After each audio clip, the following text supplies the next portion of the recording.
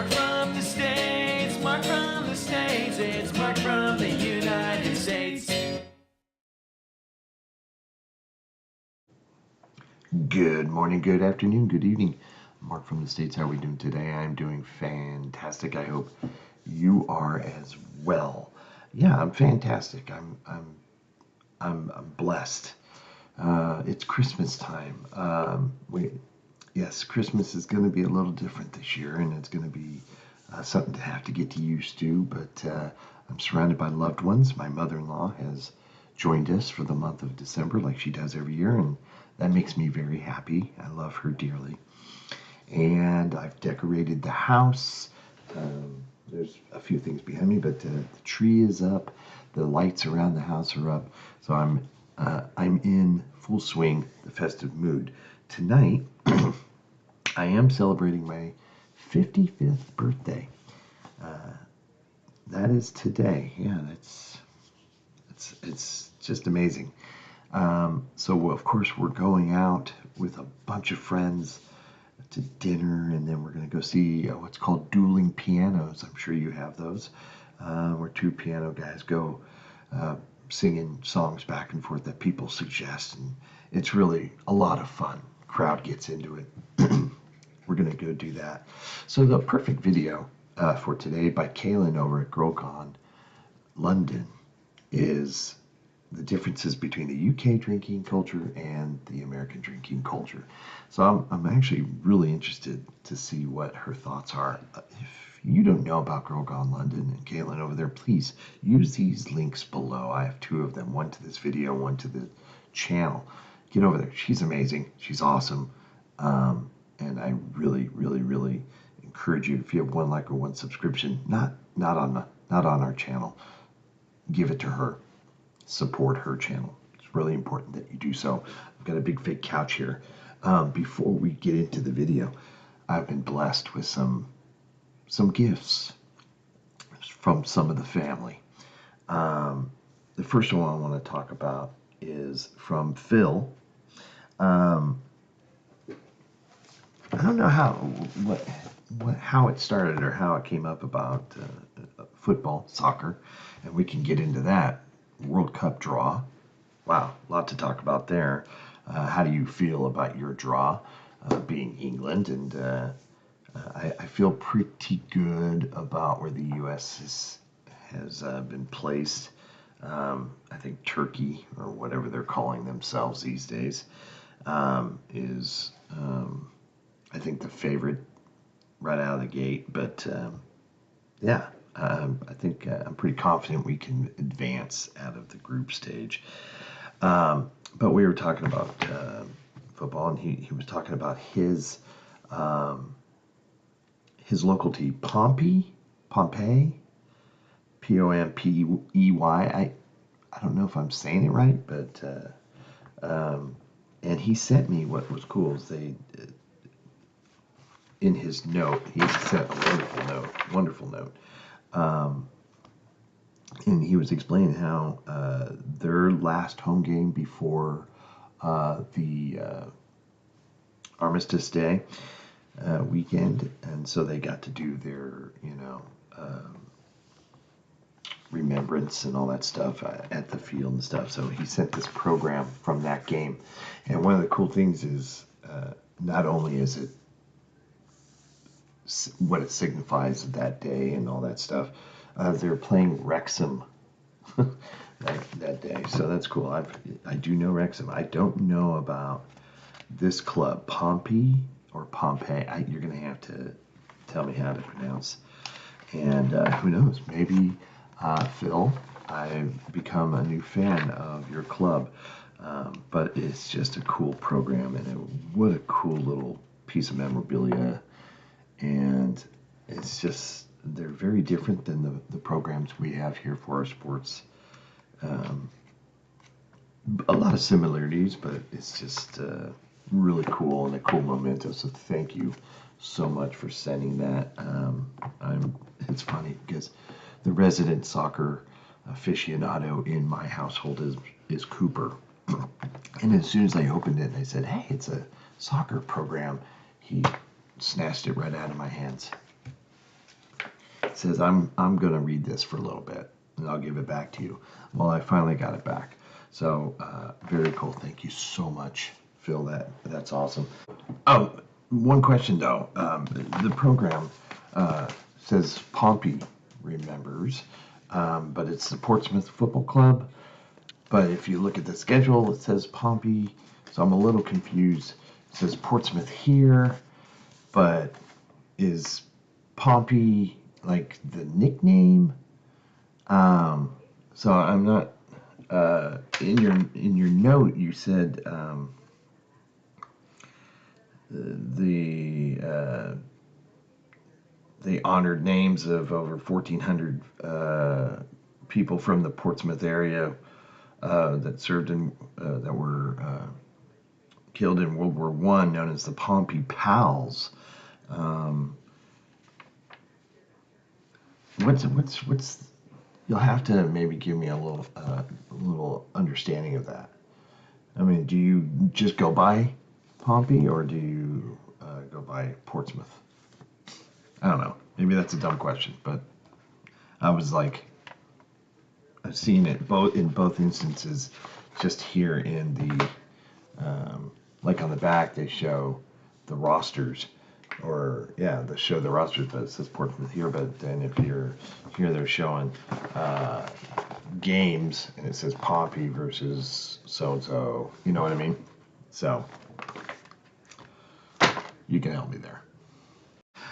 The next one I got is from Catherine, and Catherine's one of the OG family members, and I'd asked her if she could send me a calendar because she sends me calendars, and I use them at work, and it's perfect. Now, she went above and beyond here. She sent me this calendar. She sent me a pretty good sized package. I was surprised, and obviously just kind of like, wow, she's awesome. You are awesome, Catherine. Just know that. But a Trinity House calendar. So it's going to be a bunch of lighthouses and stuff. I don't know if you can see the back. We've done a few videos on the Trinity House, and wasn't the Trinity House... Is Princess Anne now in charge of the Trinity House? I'm trying to remember. I know. I know at one point. I mean, Prince Philip when he in charge of this at one point. But yeah, I love it. I love it. I love it. I love it. It's funny because it usually takes till about the end of the year. The heater's coming on here, so hold on, just bear with me. The days start, or the week starts on Monday, right? And goes to Sunday. Our calendars have Sunday here, and go to Saturday. So, you get to a point where you're not even really looking at the days. You just know how many spaces over. That's the day because you're so conditioned. It took about a half a year for me to get used to that, but I'm good to go now. And so, thank you. So I'm really stoked on that. Another thing that came in the package. Now, granted, a lot of these things came wrapped, which I love opening presents. She had one for the cats, and she had two of these toys, one for each cat, and I instantly opened them and put one of them on the ground, and they both went up to it and immediately was going at it. So then I opened the other one, and there's a second one that's over there on the ground, and but yet they still tried to steal the other's toy. But it's a good thing there's two of them. Leo especially was going at it big time, but I love these. I love these. I mean, the fact that they're Christmas with the Santa hat and everything, just so cool. Some of the things you don't see, she had a present in there for Jennifer. And of course, Jennifer wanted to open it right away, and I don't have it because it's currently in her drawers. There were these lavender things that you put in with your clothes to make them smell good, right? So they're in her drawers currently. They did smell good. It was like Jennifer looked at the package. She says, "What this package?" Before we even opened it, she said, "Oh my gosh, this package smells so good." That was the first thing. My wife's got a really good nose, and she could smell it a mile away. And she says, "That smells really good." Well, it turns out that was hers, and she loved it. And she wants you to know, Kath, thank you so much. And of course, Cooper got something, and it was like a sample of all these different little mini chocolate bars, all the different ones. I'd show them to you, but they're all gone. Literally, I think he ate them that night when we opened the package. This was a couple days ago when the package came. And of course, she sent me chocolate too. The Bournville dark chocolate, which I absolutely love, and the dairy milk chocolate. They're currently in the refrigerator right now, and I've just been taking a little piece every day. Oh my gosh, why is your chocolate so much better? Well, we know why. We've done videos on it. I know why. I still love Hershey's. Don't get me wrong. I still love Hershey's. I grew up on Hershey's. I know all of you think it tastes like crap. I get it. But I grew up on it. But it's funny when I try different chocolate and you're like, yeah, this is good. This is better than Hershey's. But there's something about Hershey's. Like I said, I grew up on it, so I was always eating it, so it's not a big deal. Of course, she sent a wonderful Christmas card that will be going up with all our other Christmas cards. Just awesome. Thank you. Just, I'm not going to get emotional or anything, but it just warms the cockles of my heart. But she did send a couple wrapped gifts for me, and I figured we'd open them here with all of you. I've okayed this with her, so I'm excited to see them. It looks like it's a book.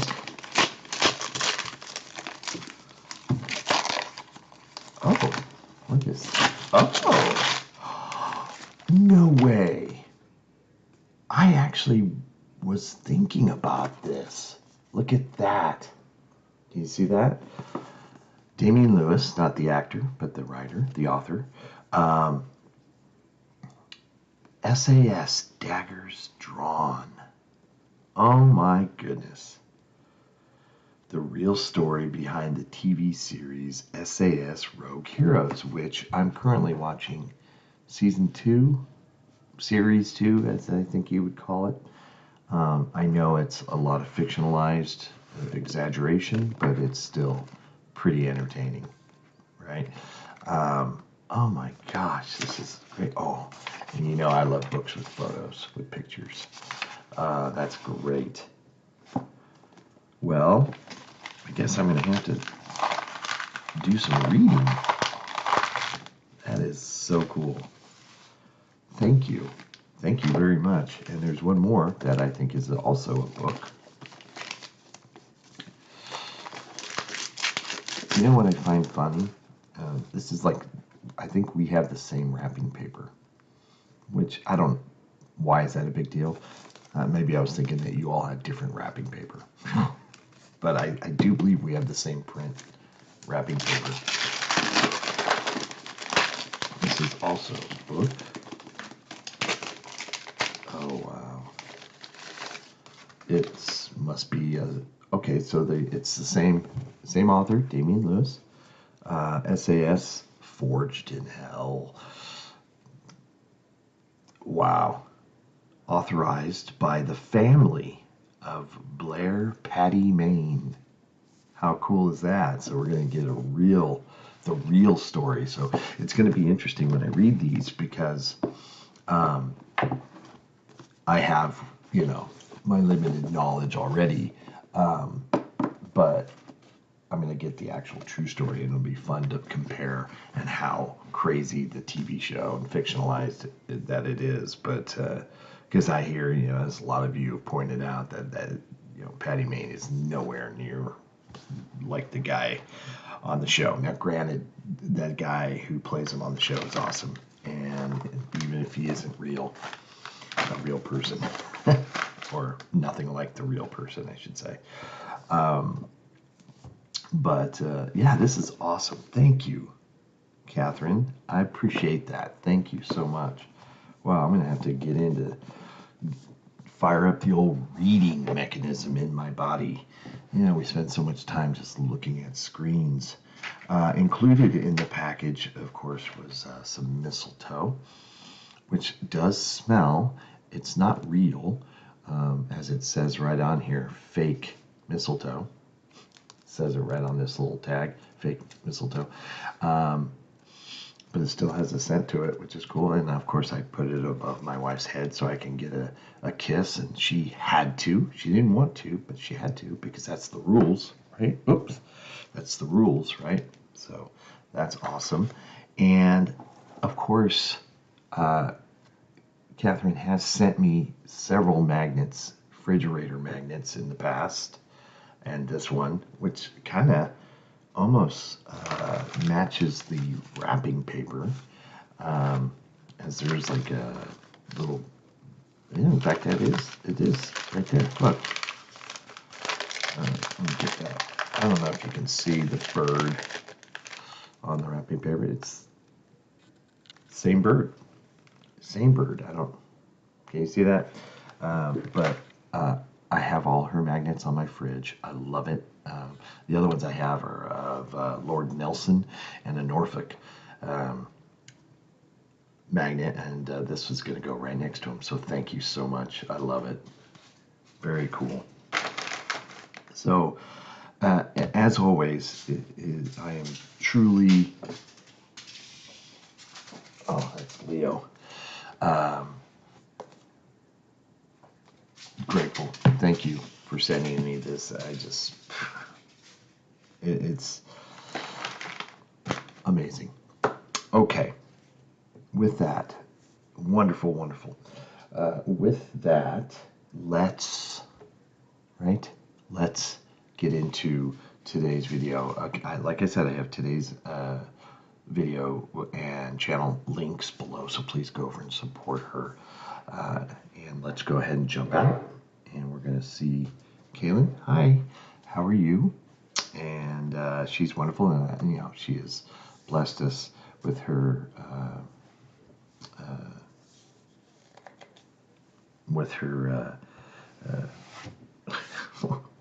I'm drawing a blank here. I can't even think. I got so much stuff going through my head right now with her okay to allow us to watch her videos. So I really am grateful for that. Thank you so much.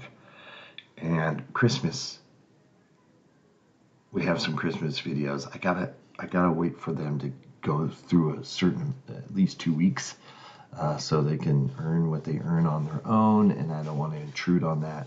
So they'll be coming down the pike. But Christmas markets, which I've got a story. When I was in Denver, I actually went to a Christmas market. They had one there. We were in Denver before our flight out, and they had a Christmas market. I said we had to go. We got to try glue wine, the whole thing. But I'll talk about that later when we do a video on Christmas markets. Yeah, hopefully some more Christmas videos down in the next few days or weeks ahead. Anyway, let's go. What if I told you that the average Brit drinks less than the average American, but is twice as likely to end up in the hospital? Or that the United States, land of the 21-year-old drinking age and strict open container laws, is home to some of the world's wildest binge drinking. This is the story of UK versus USA drinking culture, and it's a lot more complicated than you might expect. Alcohol has been part of human civilization for millennia, but in Britain and America, it took on special significance early. In medieval England, alehouses were the heart of every village. By the 1500s, there were over 24,000 alehouses in England, one for every 200 people. Wow. Beer was actually safer than water, and everyone drank it. Men, women, and children. By the 16th century... That's right. Back then, beer safer than water. That's sad, but funny. century, the English pub, short for public house, had emerged as a uniquely British institution. Pubs were open to all, regardless of class, and it became the unofficial town hall of the nation. The rituals of the pub, like buying rounds, sharing stories, became rituals of British life. Across the Atlantic, colonial America inherited these traditions. Taverns were the centers of early American towns, and the American Revolution was basically plotted in those taverns. By 1776, there were more than 2,000 taverns in the 13 colonies, one for every 150 colonists. But the seeds of difference were already there. America was a new country, shaped by waves of immigration, religious revival, and a restless search for identity. The tavern was a place of possibility and danger. It was a space for freedom, but also a space for disorder. In the 19th century, the two cultures began to diverge. In Britain, the pub survived as a fixture of daily life, even as the temperance movement gained ground. The British government saw the pub as a necessary social valve. It was a place to let off steam, to build community, and to keep the peace. Licensing laws regulated opening hours and alcohol strength, but the pub endured. In America, the temperance movement became a crusade. By 1830, Americans were drinking an average of 7 gallons of pure alcohol per person per year, 3 times today's rate. Fueled by evangelical Christianity and social reformers, temperance activists saw alcohol as a threat to the nation's soul. By 1919, their movement had become powerful enough to pass prohibition. So yeah, Mike, I got a question for all of you. Did you have anything like that, like a prohibition where alcohol was ever? Maybe it was localized in certain towns. Like in fact, here in the States, there are still what's called dry counties, where you can drink. I think you can still drink. You just can't purchase it in the county. A lot of places don't sell booze on Sundays in some of the more religious areas.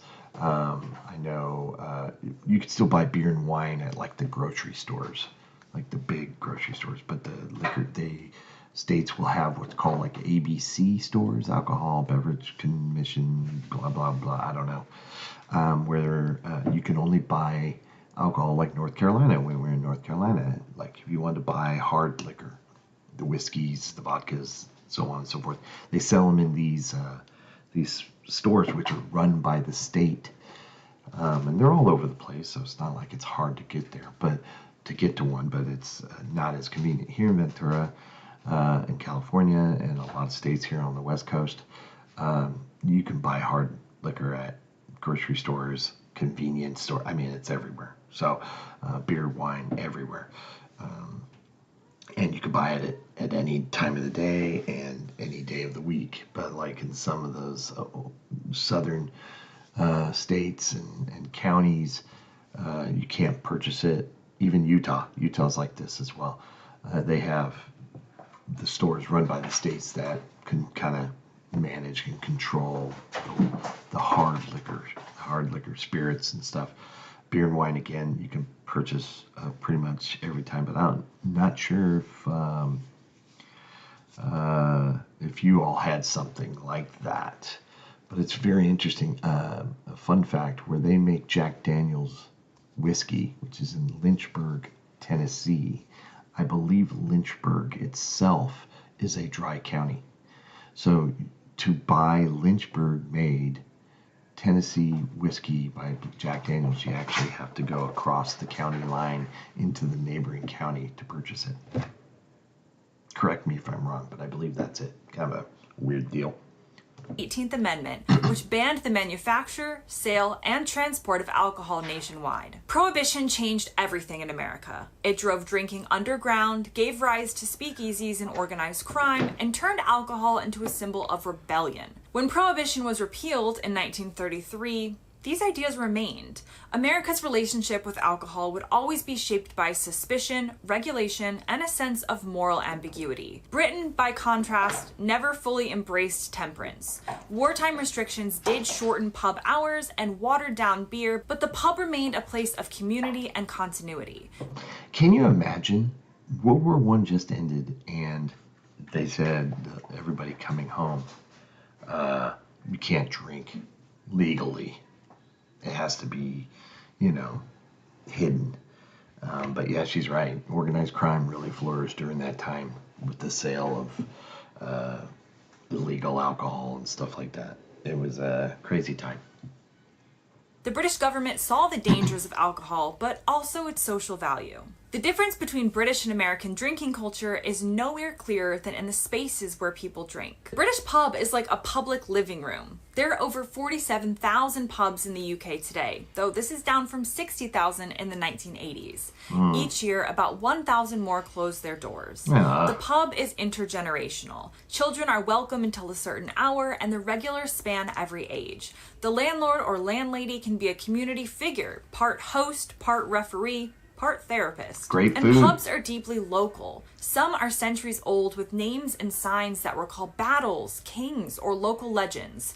The pub is where you go to be a part of something, to see and to be seen and to belong. In America, the bar is a different animal.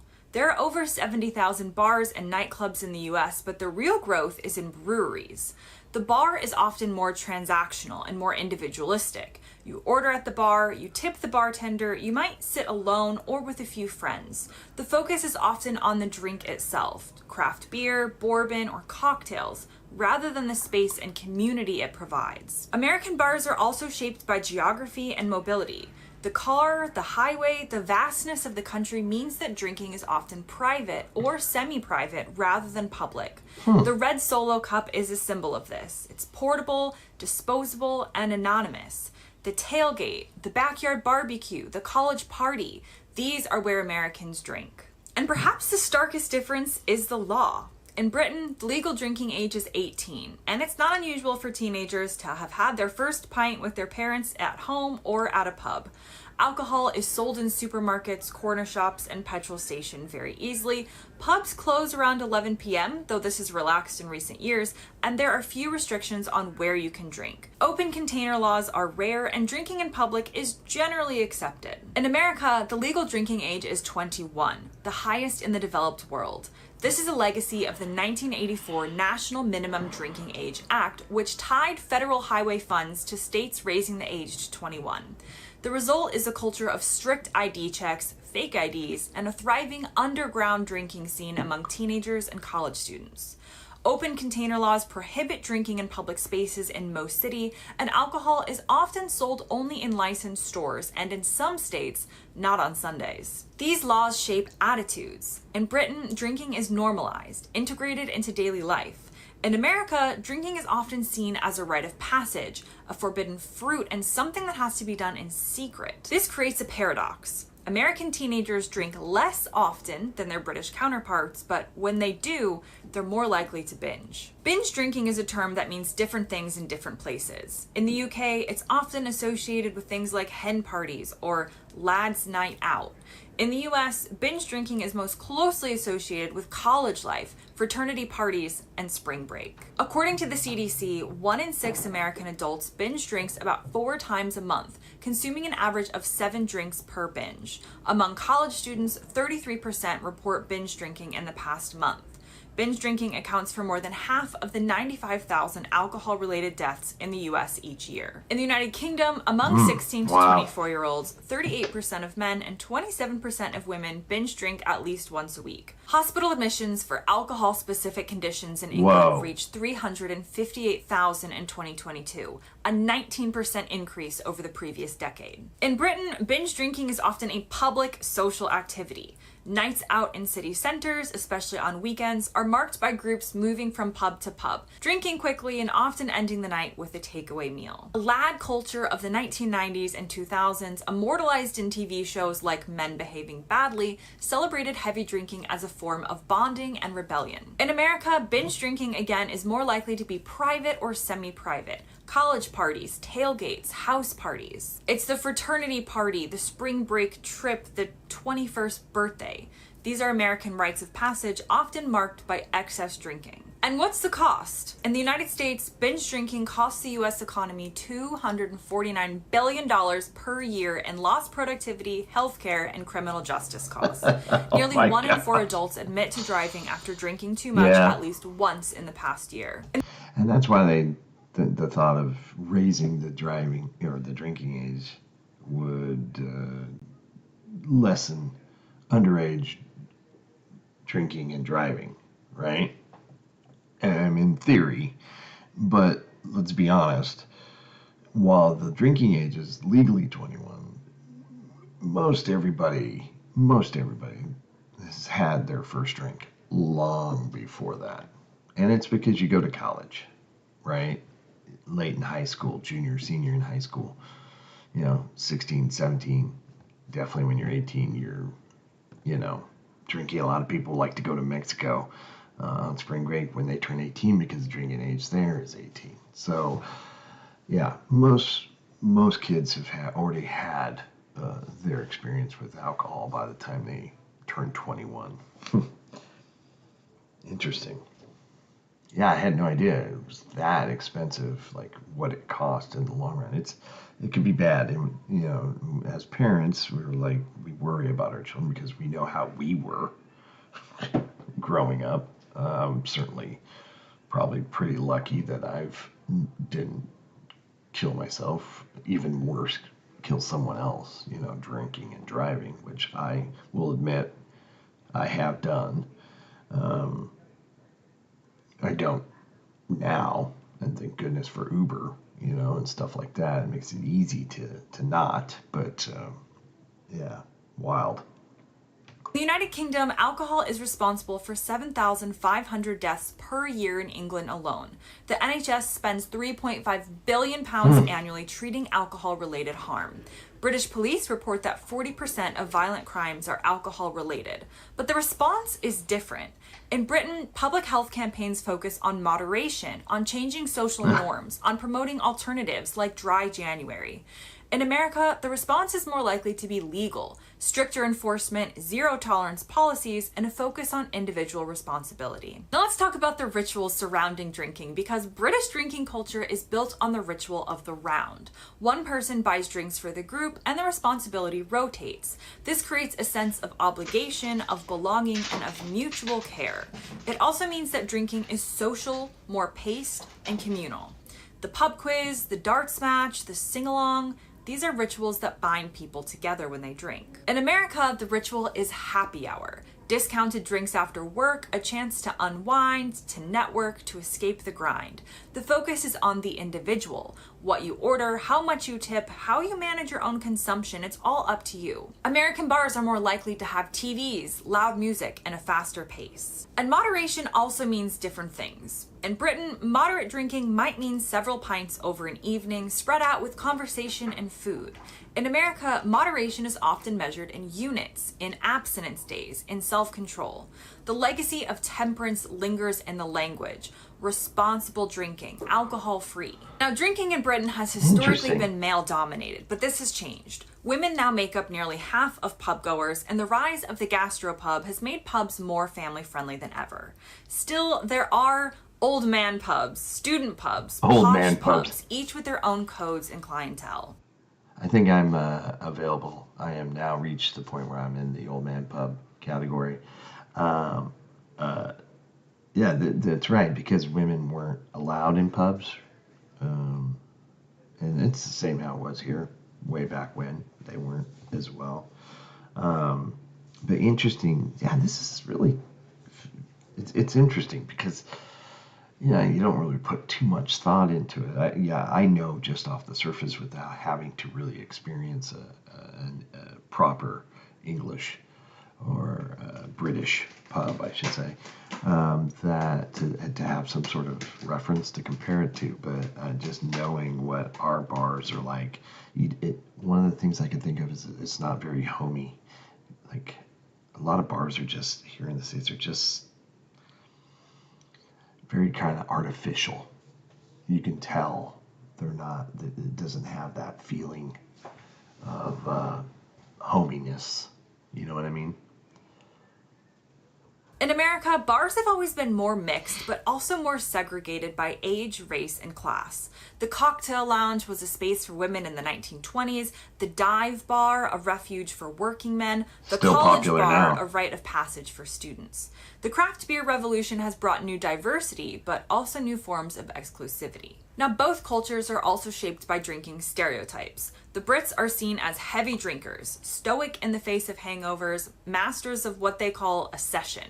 The American is the frat boy with a keg, the cowboy with his whiskey, or the suburban dad with a six-pack. But the reality is more complex. British drinking is actually declining. Per capita alcohol consumption has fallen by 16% since the early 2000s. Young people are actually drinking less, and dry January is now a national phenomenon.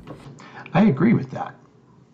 I totally agree with that, and I could see that just with my son, even my oldest son, Damien, and his friends. The drinking is not so binge party, even when he was growing up, it was very tempered, if you will, which is completely different than when I was growing up. In America, drinking is rising among older adults, women, and minorities, even as teen drinking falls. Now Really? let's talk about the rituals of drinking and celebration, because alcohol is woven into the celebrations of both cultures. In Britain, the pub is the place for every milestone. Birthdays, weddings, funerals, retirements. In America, it's about the toast, the shot, the champagne at New Year's, or the beer at the ball game. The British wake, for instance, is a communal affair with stories, laughter, and pints raised to the departed.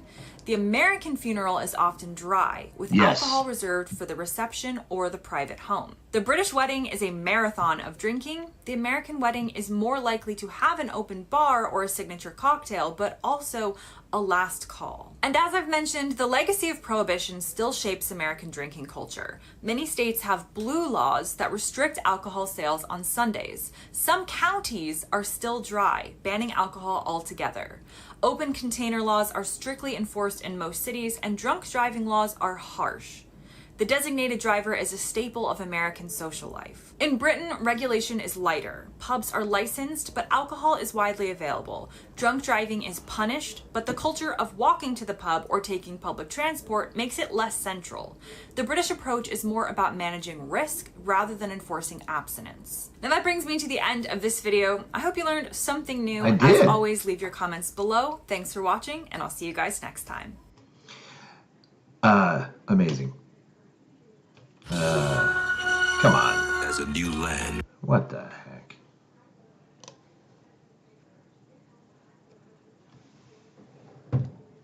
I'll have to edit that out. Yeah, thank you. Kaylin, use the links to go support her channel. So important that you do so. Appreciate it.